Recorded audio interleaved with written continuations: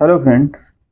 तो आज हम बात करने वाले हैं एमपीपीएससी के थ्रू जो प्राचार्य प्रथम श्रेणी, द्वितीय श्रेणी और उसके अलावा सहायक संचालक, उप संचालक की जो पदों के लिए भर्तियां हो रही हैं उसके बारे में, उसके पाठ्यक्रम के बारे में बात करेंगे मूलतः कि हमें क्या पढ़ना है और क्या नहीं पढ़ना है, और इसके लिए रिसोर्सेस कौन कौन से सही होंगे। तो चलिए शुरू करते हैं। तो ये दो खंडों में विभाजित है, खंड आ और खंड बा कहें तो। पहले खंड में तो बेसिक जो एमपीजी के है वो रहेगा, और सूचना एवं संचार प्रौद्योगिकी है, और उसके अलावा करंट अफेयर्स है। तो ये करंट अफेयर, सूचना संचार प्रौद्योगिकी और बेसिक एमपीजी के तो जो एमपीपीएससी का सिलेबस है ये उसी तरह ही है। तो ये तो बहुत इजी होगा आप लोगों को सबको करने के लिए। उसके अलावा कुछ बुक्स मैं रिकमेंड करूंगा, हालांकि मैं स्पॉन्सर नहीं कर रहा हूँ, पर कुछ बुक्स जो मेरे पास थी, तो जैसे कि ये हो गई परीक्षा धाम की, हो गई परीक्षा धाम। पढ़ने में थोड़ा इजी होती है इन द सेंस, मतलब इन्होंने जो फॉन्ट्स यूज किए हुए हैं, बीच बीच में इन्होंने थोड़े बहुत चित्र भी बनाए हुए हैं और पॉइंट्स में लिखा हुआ है, तो ये पढ़ने में इजी होती है, मतलब बहुत जल्दी पढ़ जा। इसीलिए परीक्षा धाम की बुक, और ये मैं ऑलरेडी पढ़ चुका हूँ तो रिवाइज करने में चीज़ें सही रहती हैं। और फिर हाँ, मध्य प्रदेश सामान्य ज्ञान एटलस, हालांकि मैप्स आप मैप अपने हाथ से बनाएंगे तो वो चीज़ ज़्यादा सही रहती है। उससे आपको सारे ज़िले याद हो जाएंगे, उनके आसपास कौन सा ज़िला है, संभाग कौन से हैं, ये सब चीज़ें। तो ये हो गया मध्य प्रदेश मानचित्रावली।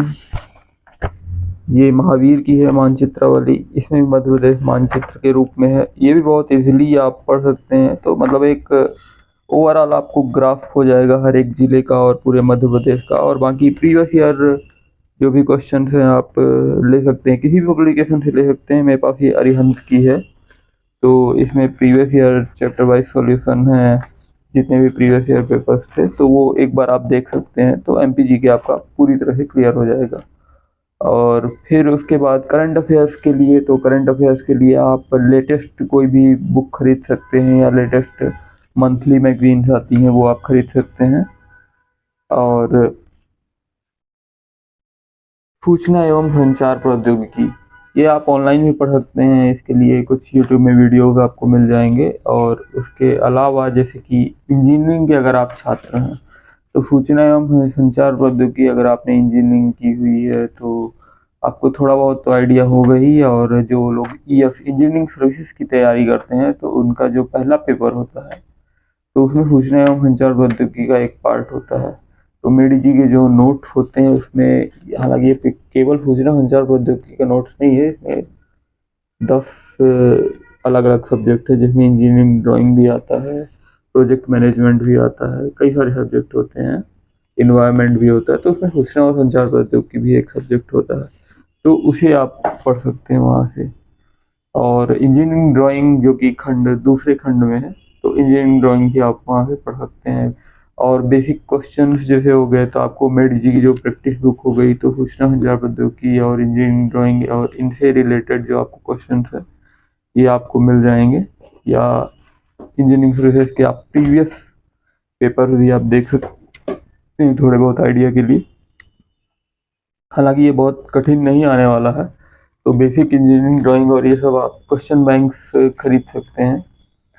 तो बेसिकली जो सेकंड पार्ट है, तो उसमें वोकेशनल ट्रेनिंग से रिलेटेड जो है वो बहुत सारा तो नहीं है, केवल 4 चैप्टर्स ही हैं। आई थिंक 40% तो ये वोकेशनल ट्रेनिंग से रिलेटेड रहेगा कि स्किल डेवलपमेंट का नेशनल इंटरनेशनल सिनारियो क्या है और ये सब चीज़ें। तो ये आप ऑनलाइन देख सकते हैं, कई सारे लोगों ने कई सारे यूट्यूब वीडियोस बनाए हुए हैं। और फिर आता है बेसिकली इंजीनियरिंग। बेसिक इंजीनियरिंग जो फर्स्ट ईयर में सबका इंजीनियरिंग का कॉमन रहता है, तो वही बेसिक इंजीनियरिंग के सिलेबस हैं, जिसमें वर्कशॉप टेक्नोलॉजी है, इंजीनियरिंग मैकेनिक्स है, स्ट्रेंथ ऑफ मटेरियल का थोड़ा सा पार्ट है, थर्मल साइंसेज है, और फिर बेसिक इलेक्ट्रिकल एंड इलेक्ट्रॉनिक्स है, बेसिक सिविल इंजीनियरिंग है।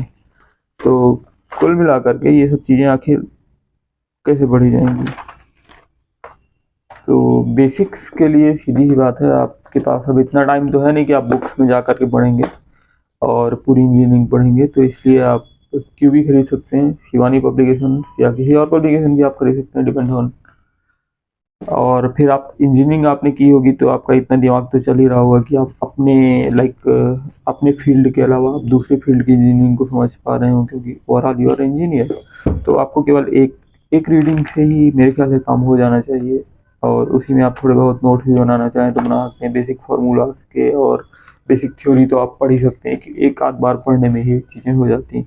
तो लाइक इंजीनियरिंग ग्राफिक्स की हो गई, और हमें जो बहुत ज़्यादा डिटेल्स में जाने की ज़रूरत नहीं है, न्यूमेरिकल्स के डिटेल्स में उतना ज़्यादा जाने की ज़रूरत नहीं है। बेसिक न्यूमेरिकल्स अगर आएंगे भी तो बेसिक फार्मूला बेस्ड ही, और like trick based formula based जो रहते हैं और बेसिक थियोरेटिकल रहते हैं वैसे ही क्वेश्चन आने वाले हैं।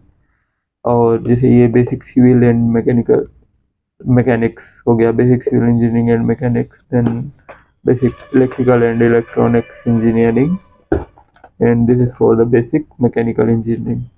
तो इस तरह से आप क्यूबी मंगा सकते हैं, और जो सेकेंड हैंड आप खरीदेंगे तो बहुत सस्ते में मिल जाएंगे आपको, लाइक अप्रोक्सीमेटली 50 रुपीज़ पर। फिर आपको अगर कुछ चीज़ें मिल जाएं, जैसे मेडी जी की कुछ हो गई, जैसे सिविल की हो गई नोट्स, तो थोड़े बहुत नोट्स जैसे soil mechanics and fluid mechanics, पर ये चीज़ें ज़्यादा हो जाएंगी। तो पहले तो आप क्यूबी ही ख़त्म करने की कोशिश करें कि क्यूबी को आप पूरा कवर करें। और मैकेनिकल का जैसे कि ज़्यादा पोर्शन है, तो मैकेनिकल से रिलेटेड मैकेनिकल की आप हैंडबुक भी ले सकते हैं। ऑफकोर्स मेडी जी की हैंडबुक, उसके अलावा एक अरिहंत की भी हैंडबुक आती है, तो आप कोई भी ले सकते हैं, दोनों ही अच्छी है, मैंने दोनों पढ़ी हुई हैं। तो हैंडबुक से एक आपको रिफ्रेश हो जाएगा पूरा सिलेबस, और बेसिक चीज़ें क्लियर हो जाएंगी। और उसके अलावा वर्कशॉप टेक्नोलॉजी जो है ये हैंडबुक में भी नहीं मिलेगा। मतलब बेसिक थ्योरी आपको मेटलर्जी और इन चीज़ों की मिल जाएगी, पर वर्कशॉप साइंसेस के लिए ज़्यादा सही ये रहेगा कि आप थोड़ा बहुत इंटरनेट में जैसे कीवर्ड सर्च करके आप डायरेक्ट इंटरनेट या विकिपीडिया से पढ़ें, तो वो चीज़ें आपको ज़्यादा याद रहेंगी और ज़्यादा सहूलियत होगी। तो इस प्रकार से ये पूरा सिलेबस था। और हाँ, प्रैक्टिस टेस्ट के बारे में कहें तो टेक्स्ट बुक या कुछ ऐसी जो वेबसाइट हैं शायद से प्रैक्टिस टेस्ट रन कराने लगें, उनके बारे में मुझे अभी तो कोई अपडेट नहीं है। और रन कराने लगे तो आप कुछ भी ज्वाइन कर सकते हो थोड़ा बहुत प्रैक्टिस के लिए, जैसे कि थोड़ा टाइमिंग की प्रैक्टिस हो जाए, और जैसे निगेटिव मार्किंग्स भी रहेंगी तो उस हिसाब से आप अपने आप को तैयार कर सकते हैं। और बाकी सिलेबस तो पूरी तरह से कवर हो चुका है, तो यही सिलेबस है जो आके आपको पढ़ना है। और मुझे सुनने के लिए धन्यवाद।